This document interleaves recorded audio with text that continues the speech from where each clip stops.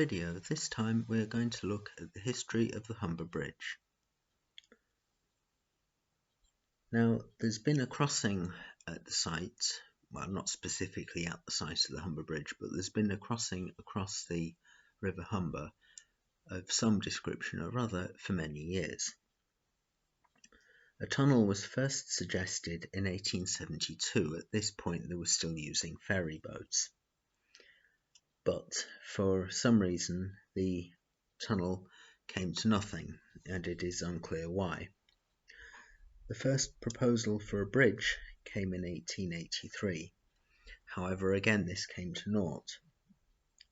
Another bridge was proposed in 1931, but owing to the financial climate of the time, because this was just after the Wall Street crash and the Great Depression, that never got built either. So approval to finally build a bridge across the Humber was granted in 1959. However, work did not begin until 1972 due to difficulties in financing the project. Now, a suspension bridge was chosen. A suspension bridge design, I should say, was chosen for two main reasons.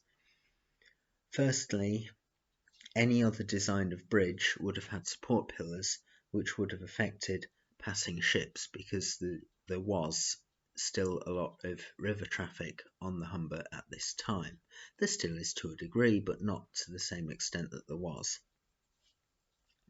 And secondly, it would have been far too expensive to build a tunnel. So by the time the bridge opened in 1981, the cost of construction, including interest, was £151 million.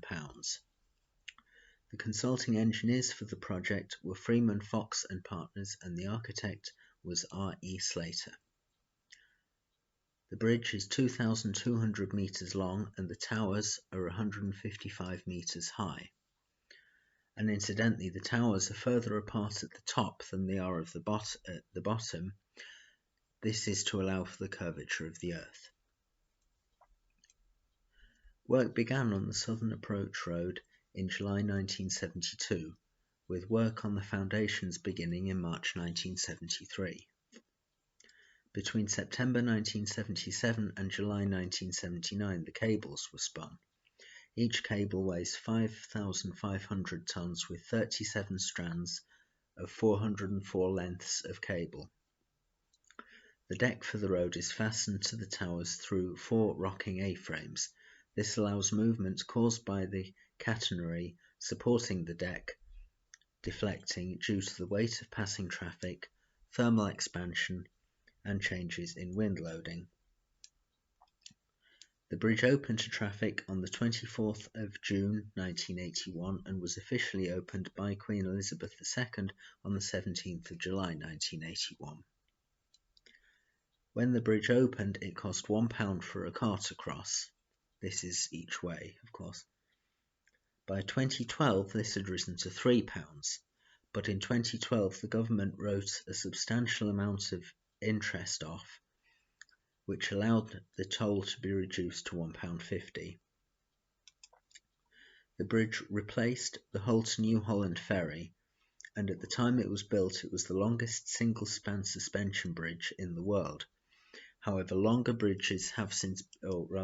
single-span suspension bridges have since been built, although the Humber Bridge is still the longest that pedestrians can use. Well, I hope you've enjoyed this look at the Humber Bridge and the history of it. Thank you for watching, and I will see you in a future video.